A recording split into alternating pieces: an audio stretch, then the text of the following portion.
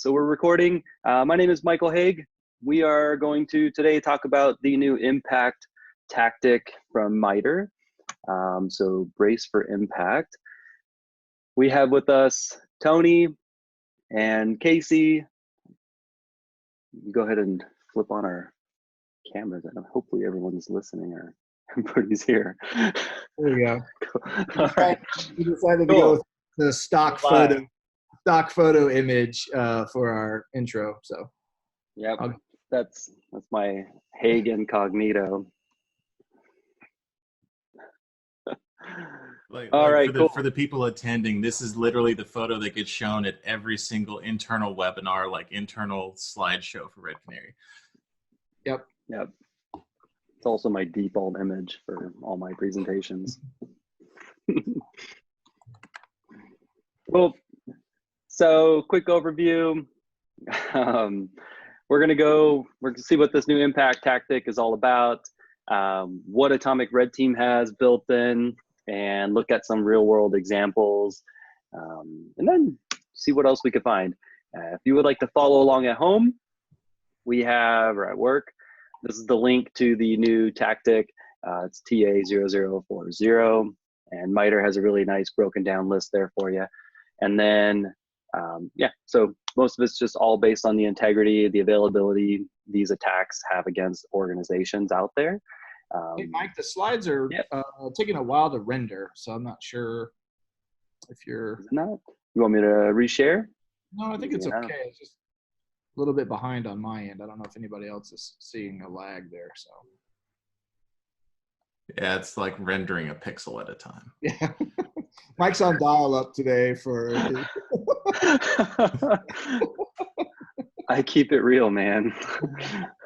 Okay. I'm sorry to interrupt you, but I just felt like you were going and we weren't seeing everything you were showing. So I could check it back if you want me to or whatever. Go for it. Share it up. My dial-up is slow.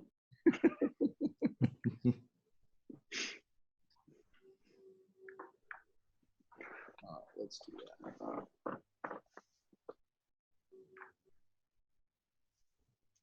Is that working? Yep. There we go. All right, we'll go with that. So I'll back up to the topic, and here's the link. There you go. That works. Okay, cool. Go ahead. Carry on, Haggis. Now it's all slow on my side. So yeah, are you on the follow along slide? Yep. Okay, cool. So if you want to follow along at home, here's the link to it. It's the MITRE top level tactic page, TA0040. This is on the integrity and availability attacks have against organizations. And so I will just kind of keep churning along then, Casey. You want to hit to the next slide? You got it. So we're just on the impact slide, and just, all of these are both on GitHub, and we'll go through some of the code in a little bit. But for those of you who've been on Atomic Fridays before, these are pretty low drag, pretty low, as far as production quality, we try and keep it pretty simple. So hopefully it's still good. Like we have two Brian Donahues on here. Yeah. So the guy is flooding our scene. All right. So I don't know if you want to take us through the grid, Mike, or I can take us through it. Go for it. Yeah, so if you've seen the impact grid that MITRE produced, in addition to the other tactics, these are the things an attacker would do in order to sort of disrupt service or interrupt or stop or degrade service. So there's a number of different components here that are related to stopping services, destroying data, defacing a website, something like that. Not every adversary's objective would be to get into an organization and steal credentials and move laterally and exfiltrate. They may just come in with the idea of destruction in mind. And Tony will take us through some of those examples that we've created to be able to mimic this. So, yep. And I like that. I like that not every adversary has the goal of theft in mind. Like in resource hijacking, some adversaries are just passing through using electricity for a little bit at a time. Yeah, that's actually something we'll talk about a little bit later, but we'd be open to feedback sort of from the community too on additional ways to test this. Like how do you simulate a browser that's, doing coin mining and something like that without actually mining. Well, so cool. All right, Haig. Let's see where we at. Okay, Tony, you want to talk about this one, the atomic, what we've got in atomic here? Oh, sure. So far we already have a few tests populated in Atomic Red Team for the impact tactic. There were a few more added in this morning that may not be on the slide. We have some for data destruction, especially, deleting shadow copies can kind of fall into a couple of categories here. Something that adversaries have been seen using in the wild is using sdelete from sysinternals. We have a test for replicating that by downloading using sdelete as a sysinternal tool.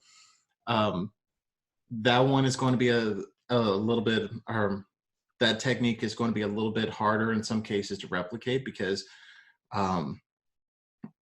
there are a lot of adversary tools that just have simple deletion and overriding built into the tools themselves. They're not using deletion tools that are built into the OS. They're just actually going to be doing all the wiping themselves. So this is, a prime opportunity for somebody to contribute maybe, a simple model of like a .NET, overriding wiper tool, something like that, that's in C# that we can sort of, show the community. For inhibit system recovery, we're going to have deleting volume shadow copies, deleting backup catalogs, things like that. These are going to be things that really, really pop out with ransomware. I'll show you in a couple of slides, but like those tests are basically kind of our evergreen indicators that ransomware is executing in an environment.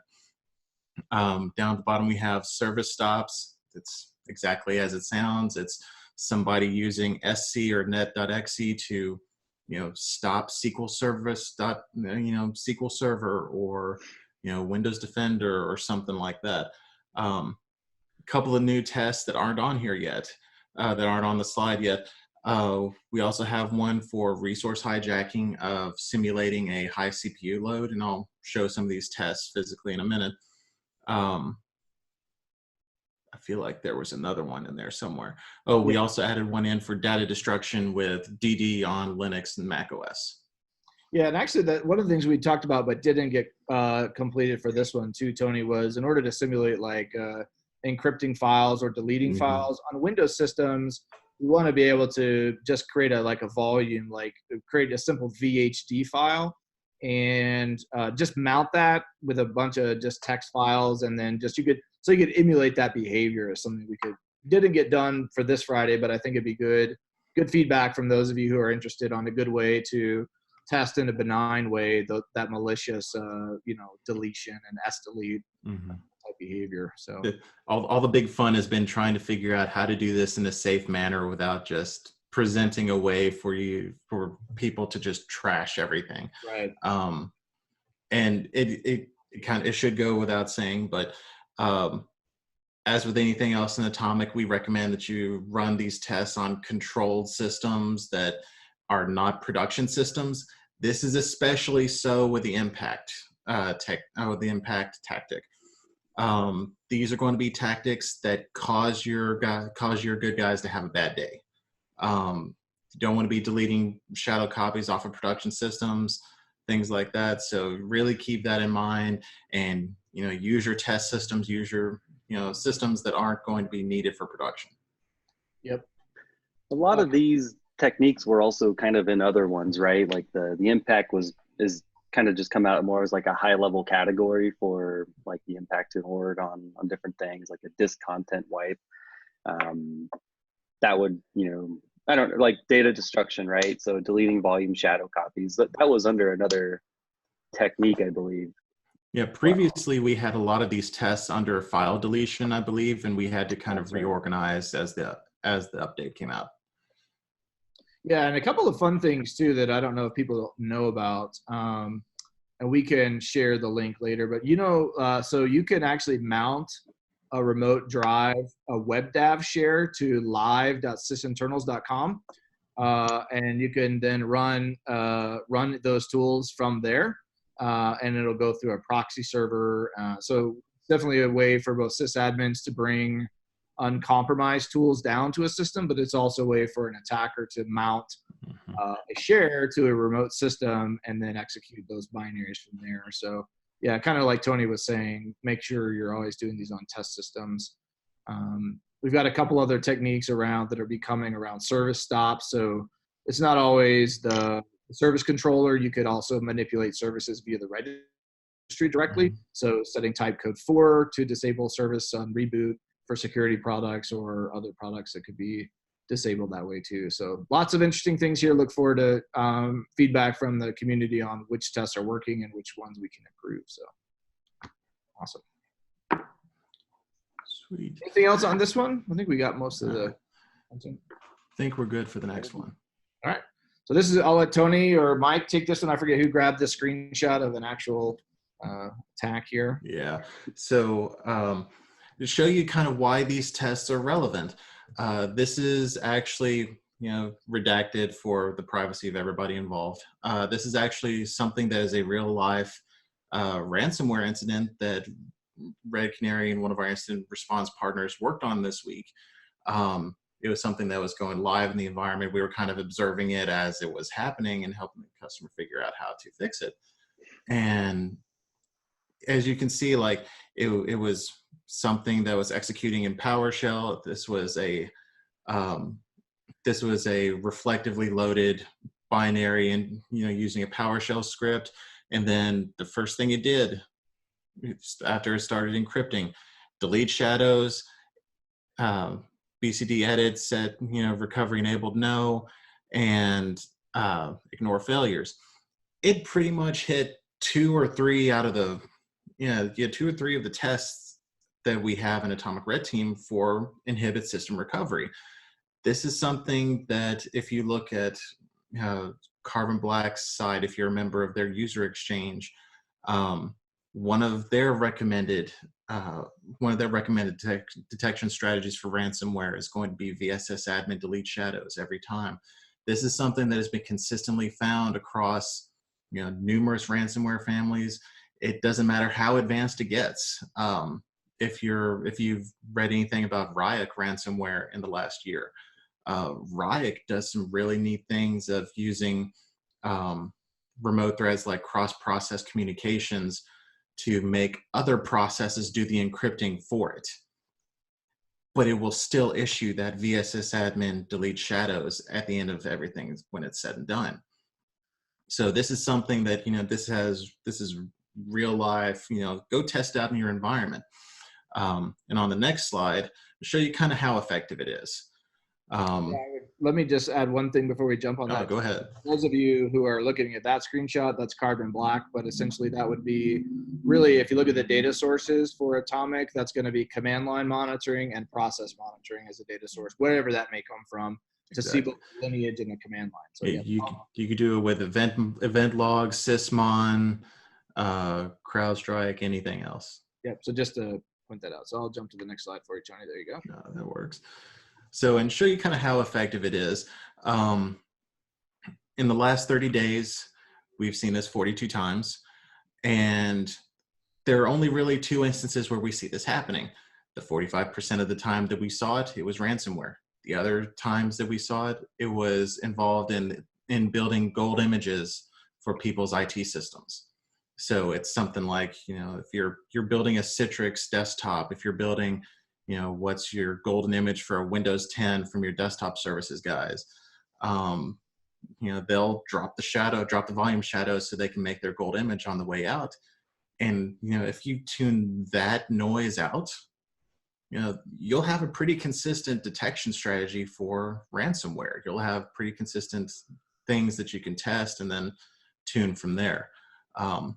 Kind of the cool thing about this too, like with any of these inhibit system recovery techniques specifically, these are techniques that you're going to want to know about even if your internal IT guys do them, because they're, if they're configuring systems to not be recoverable, that can hinder your bottom line. That can hinder the availability of your systems. That can make everybody's job a little bit harder. Yeah, so that's a good case of coupling not only the process and command line data, but also user understanding what users normally run that tool across your fleet and monitoring that. So in any unusual behavior, so where people may be admins or have admin rights, then they may not normally run that tool, right, Tony? So you could couple that. Yeah, theoretically, the only people that should be running this should be your IT personnel. Right. If it's not your IT personnel running it, there should be some really strong questions being asked. Yep.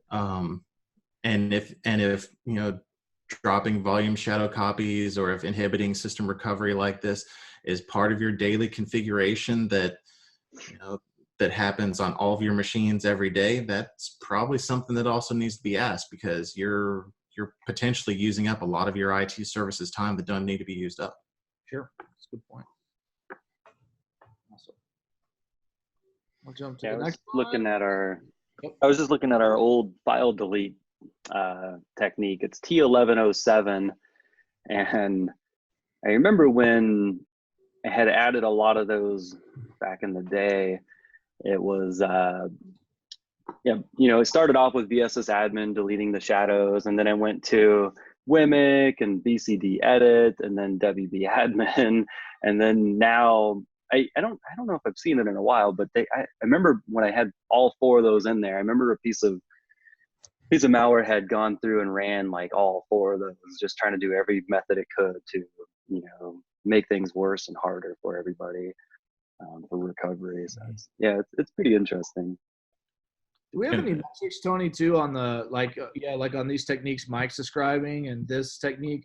I don't know if we have any data on like how quickly that happens. So like from initial access to the time these adversaries start with these destructive paths. So I'm guessing it's pretty compressed or small. But I don't know if we have data on that. That part I'm not entirely sure. I can tell you kind of an anecdotal from a couple of incidents that we've seen. A couple of incidents that we've seen recently, it was probably within a 2 to 3 hour mark, where a web server was exploited, credentials were gained, and then within 2 to 3 hours, there were remote desktop sessions dropping ransomware and kind of going from there. That's good. Yeah, so that's an important indicator for like the folks listening, that you have time to react, but you've got to make this probably high severity or pretty high response to cut it off.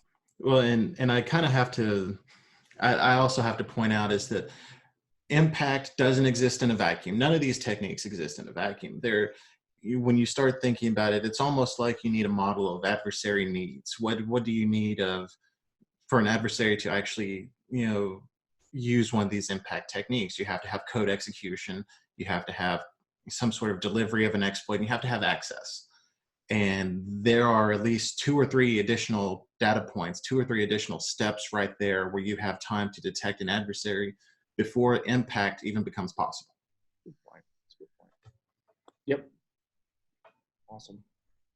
Sweet. So you guys want to jump over and see some of the tests in GitHub? Yeah, you want me to pull it up, Tony? I can give me just a second to share that out. We can do that. Let's do that. I can. You want to drive? Either that, or if you can drive, either way. Yeah, I can drive. Give me 1 second. Share. I think I've got my incognito window open, and yeah. So it'd be interesting to get feedback as Tony's bringing these up, to think about like which those of you who are on the Atomic Friday session today, like how many of you have tested for this since it came out? Feedback for us, but I'll let Tony kind of take us through the code here real quick while we're doing that. But if you have any questions. All right. So first one for data destruction. All the good stuff from MITRE. All of these are fairly easy, just executing shell commands from the command prompt. Believe it or not, these are somewhat similar to what we would see a real life adversary doing. If it's not coming from PowerShell to command prompt to VSS admin, it might be an untrusted binary file. It might be like ransomware.exe running VSS admin directly. inhibiting system recovery with, or we'll get to the inhibit system recovery one in just a bit, but overriding with sdelete, all fairly simple, fairly straightforward. The one I have to really caution about is overriding with DD, because if you have never lived in a Linux or a Mac OS environment before, this command will destroy your hard drive faster than anything else, or destroy your file system, I should say, faster than anything else that I've seen. So be sure you really know what file you're overriding, and make sure that it's not going to just trespass over everything. Yep. And that's a good point, Tony. If you could just scroll back down real quick. Yeah. For those of you who, again, different people with different comfort level with Atomic, but generally when we put in a parameter, we'll name that parameter, and then it will be tagged with a bracket and pound sign. And so that's going to be replaced. And so you can use the defaults like here, or you could certainly mount a volume and customize the Atomic. All of that's backed in the YAML files. Mm-hmm. So just to make sure everybody's up to speed. Some people know that. And the cool thing is, if you use the execution frameworks to run any of these integrate in with the execution frameworks, and it's almost like a wizard-based way of saying, okay, what file do you want to overwrite? All right, so let's pick that out. Yep. All right. We actually had a really good question come in, Tony. If I could pause for just a second. Absolutely. Spot. So the question came in around a development environment where you have both developers stopping services, maybe with SC or net commands, or also potentially, so developers doing that, or IT admins maybe troubleshooting that. Maybe we could talk about that for just a moment. Just like, what is the guidance around like separating that behavior that we're calling potentially malicious versus an admin or developer that's just working through their normal workflow? All right. So for me, it comes down to what services are the most important to you, because Windows systems have dozens of services. A lot of them are needed, a lot of them aren't. And the service configuration will vary greatly between organizations. It'll vary greatly between servers. One group of servers may have a SQL Server service. One may have IIS service instead. It depends on what's important to you per server group, and kind of your accepted level of downtime, I would say. Because usually when any sort of service is stopped, there's going to be an associated downtime that goes with that. If you stop a SQL Server service, or if you stop an IIS service, that SQL Server will not be able to process requests. It's not going to be able to service database for however long the service is down. That becomes an availability issue. From my perspective there, that's kind of a dual effort between security staff and your IT services team of saying, what do we want to have our minimum availability numbers be? How do we do a minimum availability monitoring service, something like that? How long can we tolerate our service being down? A service stop for SQL service, for a SQL server, may be alertable in your environment. If it's a high availability system, let's say you have a cluster or something where that cluster has to stay up all the time for you to have a manufacturing business. That is something that is going to be alertable. If that service ever goes down, you're going to want to say, okay, who did this? Was it intentional? Every minute this is down, we lose money. Let's figure out a way to keep that going longer. Yep. If it's something that's a developer machine, however, if it's just your SQL Express service that's running on your instance, that's not going to be as important. And you may not want that to be an alertable behavior for your developer enclave, but for your server enclave, that sort of behavior would definitely need to be alertable. Yep. It probably brings up a good point too, just to think like, even on this example, like net stop spooler, net start spooler is our test. That, like, to the person that asked the question, that's probably going to happen dozens of times a day. Exactly. In the organization. And so I think, kind of like Tony was saying, you have to look at all the dimensions, right? So you have the dimension of what server did it happen on, Was it a user that did that? Was it an admin? What, where is that asset in your environment? And so trying to add as many dimensions, and also looking at the data source, like what's the tip off, or what are you reading that tells you the service stopped? Is it Windows event log? Are you simply looking at process monitoring through like sysmon? And then taking those data elements and trying to be more narrow on critical services. Like it's much more interesting when SQL or IIS stop than Spooler. So hopefully that helps answer the question. Maybe just let us know, but we could come back to that in a little bit too. But I thought that was a good one just for our timing since we were here. Absolutely. So. And of course, my favorite test for the service stop is just outright killing the process with task kill, because I used to be a Citrix admin way back when, before I joined Red Canary, and I had to use this so many times in stopping Citrix services. It was ridiculous. Yeah, we also had a question kind of related to that came in about kind of back to VSS admin and its use and trying to distinguish between IT or ransomware.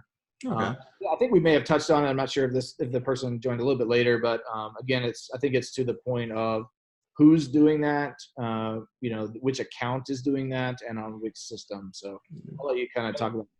Yeah, I always think about like what's around it too, what else is going on, right? And if a new binary dropped and all of a sudden it's executing, or if it's running out from PowerShell, or other things that are occurring at the same time. And kind of like to the last part of the conversation, like my last organization, we treated it as a black box. We would just roll in 60,000 endpoints. We have no idea what's normal, what's not normal. And so it was very much just everything's guilty until proven innocent. And so we had to convict everything. And if it was an IT person, we would still escalate it just to make sure it was an IT person, and then they legitimately actually ran that.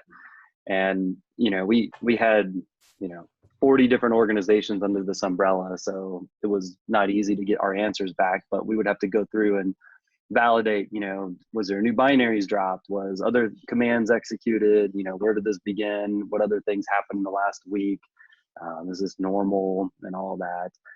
And for us in this black box type case, we don't know if it's a privileged user, or part of the IT department, or it's just the CEO of the organization who's bored one weekend, right?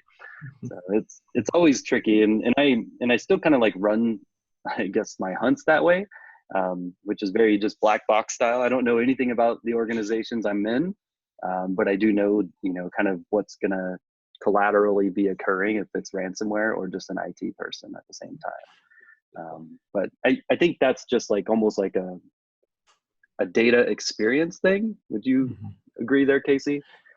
Yeah, I think I would agree. Like it's kind of like the concept of a timeline and understanding, like, and like to Tony's point, you don't like the first thing you do is not VSS admin. So the sequence of things and timelining or bookending an investigation on an endpoint can be really helpful, because you'll see sometimes these things will jump out. It'll be like the browser, and then you'll see an HTA drop, and then you'll see, all of that within a window of time. And so that's kind of like, to your point, Mike, pivoting around and seeing what else happened, but prior to VSS admin. Was there any other maintenance performed on the machine, or was it strictly some sort of initial indicator or initial access tip off? So, yep. And something that I kind of like is the idea of having procedures in place for your IT services, for your security folks, that make investigations easier for you. And a good example of this is one environment that we see this quite a bit in. They do VSS admin to delete shadow copies with gold images. The parent process is always like PowerShell or CMD, and it's running VDI cleanup.bat, or or the computer name will have some form of the word gold in it. Right. The user account is a system operator account. It's something that's very glaringly obvious to be an IT account. Yep, that's a good point. Those other dimensions. Yep. Yeah, the idea of having sort of a standardized procedure. If you're going to be doing this, run this as this account, run this script. Give us a heads using those kinds of data points. Even if your security folks don't know that you're doing this, it will give them a heads up. It'll give them an investigative lead that, hey, this is probably legitimate. Even if you're using a managed service provider or something like that, somebody who doesn't have a lot of context in your environment, if you name everything exactly what it is, that's going to help them a lot. Yeah, that's a good point. The adversaries typically don't name don't name things. It depends. EDI maintenance.bat, and it also brings up an IT hygiene point around like signing scripts and versioning scripts even in your environment. Not everyone is there, but it can be very helpful to eliminate and say, oh, I know this is the approved maintenance script for gold images versus an ad hoc run of the tool. So yeah, good points. Awesome. Absolutely. So last one I kind of wanted to cover here, the one that I dislike most, resource hijacking. Especially, this is going to be something that's really common with cryptojacking attacks. It's where a web server is compromised and a crypto miner, like cryptocurrency miner, is left on the web server. Something where basically the adversary is using your resources to do evil or to gain them money.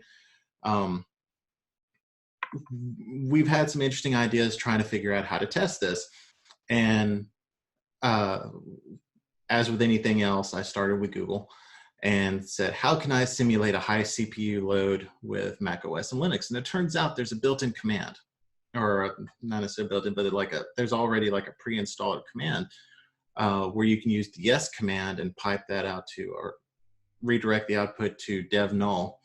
And this will make your CPU load like shoot up to 100% in just a few minutes. And it's kind of neat. It's kind of awesome. It may not necessarily be something that you want to put detection around, but this might be something good to show your incident responders. This is going to be something to show your first responders of what does it look like when you have a process that's run away. If you have a junior systems admin who has never run into a runaway process before, yeah, throw this in front of him on a Linux box and see what he can do. Yeah, that's good. It's always a good sign when you hit a website and the fan fires up on you. Yeah. You know you're in a good spot. So, yeah, that's a good one. I hadn't seen that one, so I'm glad we got that one in there. Pretty easy way. I don't know of many organizations that are monitoring like utilization and resource utilization. Like it's very difficult in terms of tying that to security events. But again, it may be that other dimension, like Tony was saying, and maybe that one other tip off you need to say not only that, but it's also at 100% utilization for that process. So yeah, I believe that's about it for my show and tell. Do you guys have any questions, anything like that, anything that you'd like to see? Yeah, I'll kind of let's pause there and see if there's any questions from folks that are online. I'll stop the share and let it go back to the. You should have made a resource one where it starts Chrome with 50 tabs. Or just open Slack. Yeah. Let's see. Okay, so I don't think there's any questions at this point that are coming in. So you guys see the slides again? Okay, that works. Yeah. Good. All right. So what we wanted to do now, so we've covered some of the testing, like why it's important to test. Tony did the GitHub Roadshow for us, so we're good there.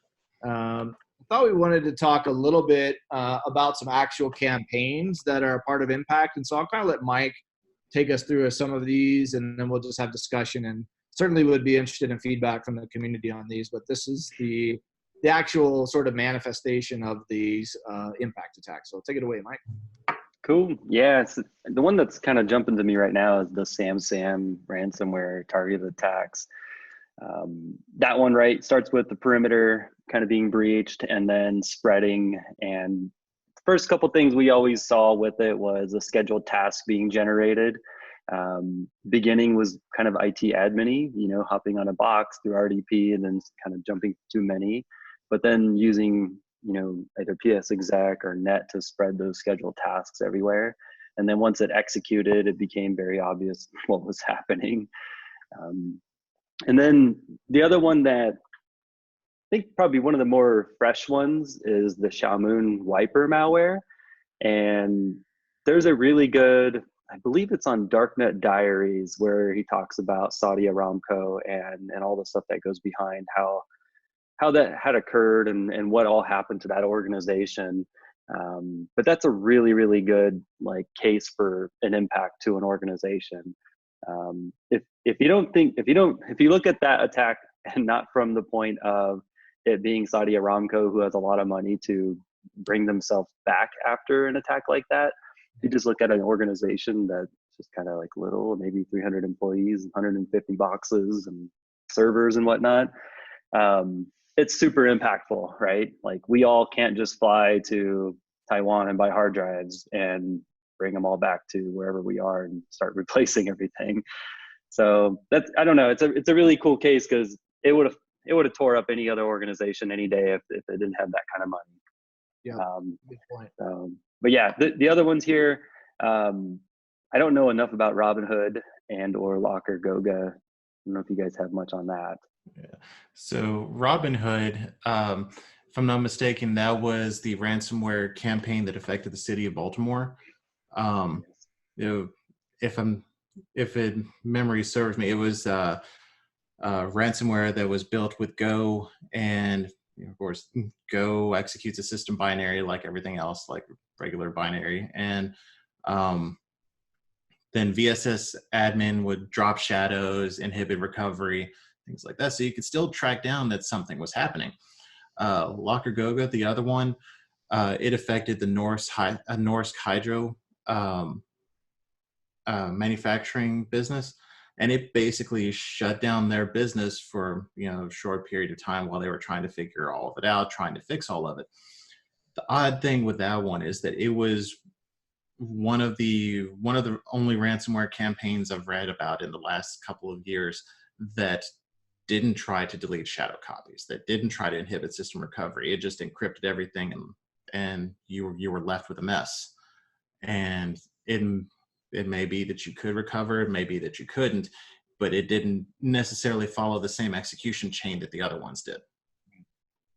Yeah, it's actually interesting, like kind of because we've seen a number of these different attacks either use custom tools or use built-in tools or use tools for sysadmin. So like when Mike was talking earlier about PS exec, one of the things you may consider doing is watching the versions, because it's pretty interesting, because you may have a sanctioned version in your environment. So your organization has deployed version, let's just say 4.0 for PS exec or whatever it might be. But if an attacker shows up and brings your own version 3.7.8, that may be just an indicator you need to identify a delta between a sanctioned use of a tool or another one. Not everybody has that visibility, but sometimes also original file name. So if they try and rename PS exec to something else, but all of these different campaigns use kind of a blend, I would think, Tony, of both custom tools and native tools on the operating system, which is a trend we've certainly seen in the last few years of using those built-in binaries.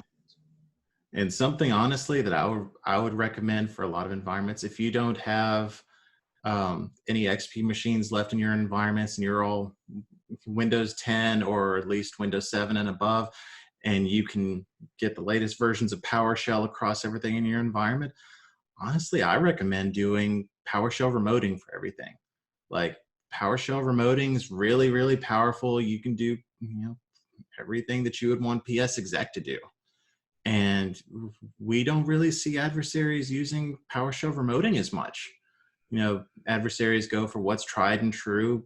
If you've studied the old school book of admin tricks, PS exec has been in there since like page 1, and adversaries go with PS exec because it's what they know. Yeah, and if you have PowerShell and remoting in your environment, and you see somebody else bringing a remote tool like PS exec, at best case, you have a policy breach. Yeah, that's a good point. Yeah, and it's actually, that would be maybe another study for another time, would be to look at the way like PS exec connects and starts a service on the target. And there's some interesting. Absolutely. There's another open source version of PS exec too. I forget. I'm drawing a blank. There's a bunch. There's things that mimic that behavior. But yeah. That's a good point. Yeah, using sort of the built-in like Microsoft designed way to do remote administration can go a long way and make a non-standard way stand out, because they don't know when an adversary lands, if it's part of a bigger campaign and it's an automated process, they don't necessarily study the environment before they launch, whereas another more sophisticated attacker might. But yeah, those are good points. Awesome. And I like how we end up talking about lateral movement and credential stuff in the middle of an impact. In the middle of an impact presentation, because like it doesn't exist in a vacuum. It can't. Yeah. You have to have access and delivery somehow.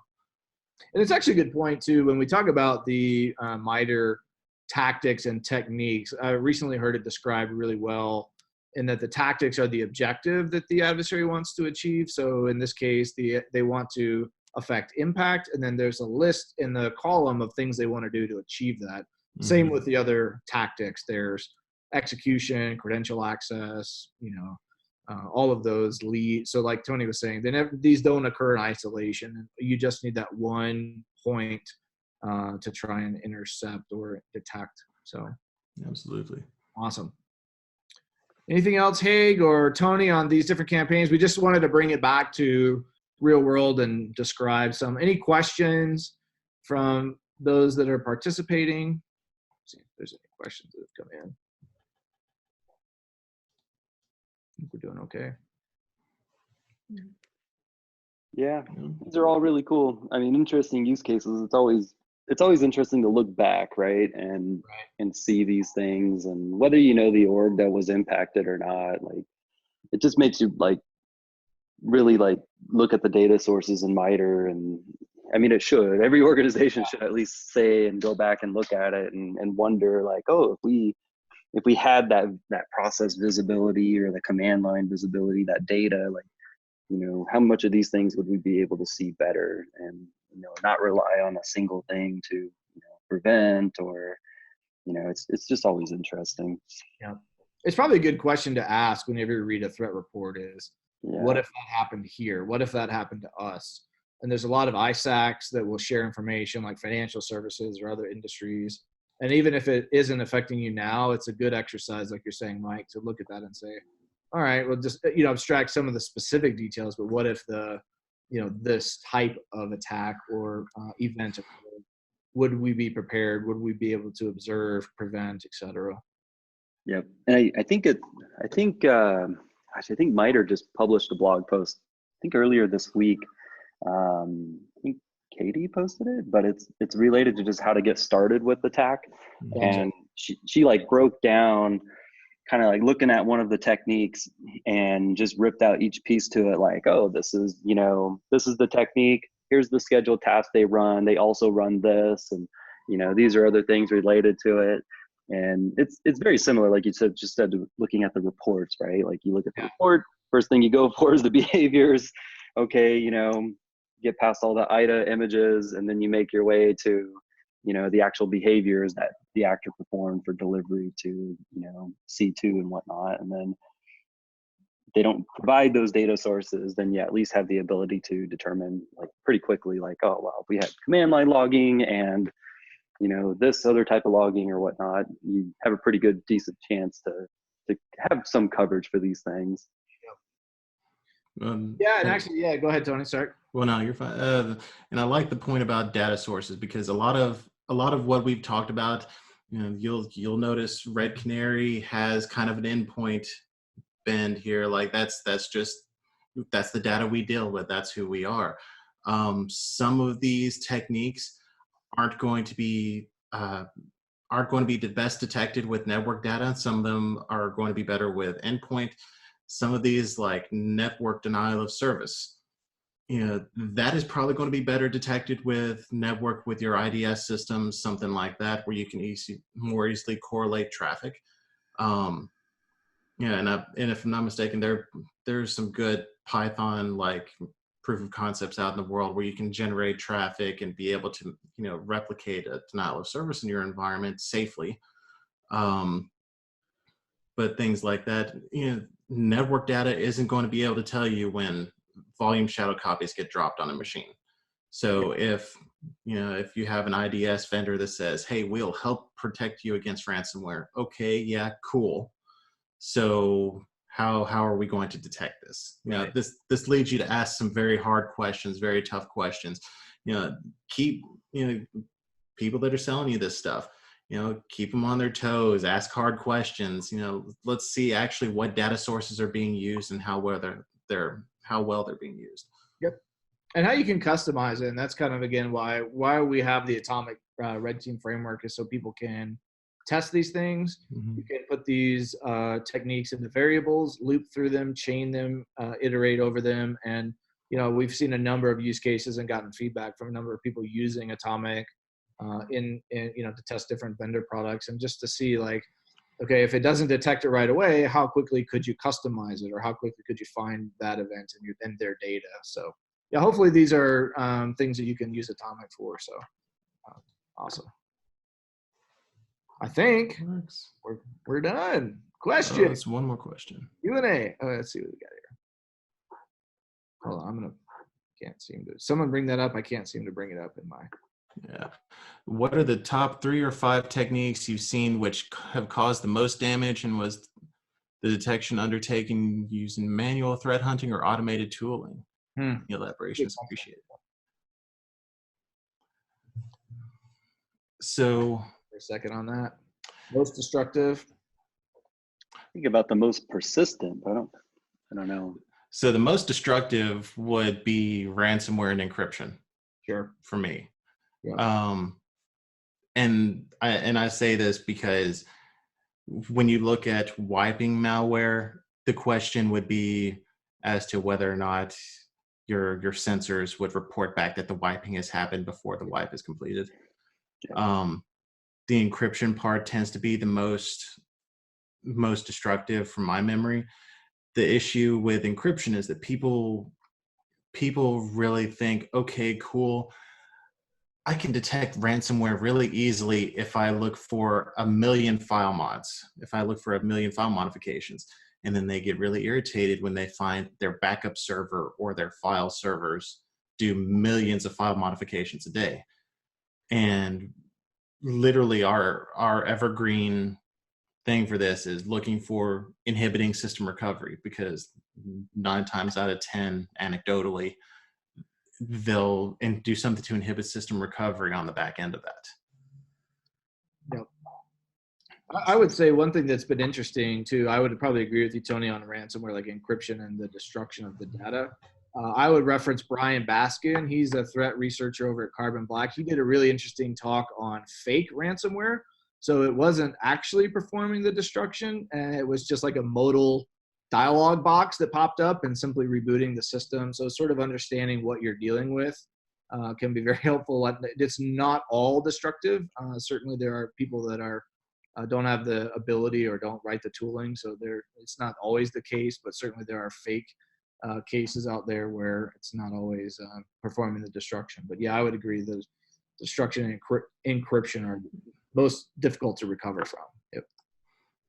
So, and I'd have to say since asked for a couple, the outside of the destructive part, I would think the other technique that we see commonly that would be extremely dangerous would be reflective loading for code injection, for process injection, because that is something that security tools can struggle with. Yeah. And if you don't have some sort of strategy for knowing what your good behavior is, what the normal behavior in your environment is, reflective loading could really eat your lunch. It could really set you back of, should PowerShell really be touching thousands of files at once? Should PowerShell really be doing this? Reflective loading is a really good way to load a binary into a process, but if you're looking at the process listing, it says Notepad, but it may be running Mimikatz inside of it. There's a number of different ways to do that injection and following, but you're right. I think that's a good. It is very hard to detect once something's masquerading as another process. Definitely. Cool. Works. So it looks like the other couple. Yeah, we got to know what's normal, and the easiest sort of detection for us is like figuring out a baseline and then looking at what's different from the baseline. That's going to be like the easiest, because if we have a baseline, we then know what is going to be suspicious is going to be something that deviates from that baseline. So the closer you can get to knowing what's normal in your environment, the easier a time you're going to have. So, let's see. There's another question that just came in around GitHub, our environment. I think if we don't get to all the questions here, what I think we'll do is Keith is trolling me right here, right in front of my camera. So no worries. Yeah. We'll get those questions answered afterwards. So that works. Not distracting at all. All right. Well, I think there's no other questions. Let's see. There's a good one that just came in too. I think we got it a little bit. Oh, something around, so the question came in around, have you seen things change so that even backups were affected? Mike or Tony, I think we've talked about that before. So like, even if you go to restore from a point in time, those have been corrupted or sort of lying dormant to be reintroduced into an environment. It's a good question. There have been cases that I've heard about from other people. I don't know that I've observed one directly, but I have heard instances where, heard and read reports of instances where attackers have put in like persistence into gold images, like maybe they compromise a system that was being used to create a gold image, or they leave a persistence mechanism on a server, that server gets backed up, and then the backup, when it gets restored, it puts the persistence back. That's a tricky thing, and I'm not entirely sure outside of a process perspective how you would account for that, because how you would account for that with the gold image part would be process. The backup part, at the end of an investigation, at the end of your detection, you'd have to have an additional process to see what backups have occurred, what time, was there a potential that the persistence mechanism is in the backup, and then that, depending on the complexity of your backups, that may mean that backup is not good and you have to create a new one. Or if it's just like a file-based backup, maybe you can just take that persistence mechanism out. Yeah,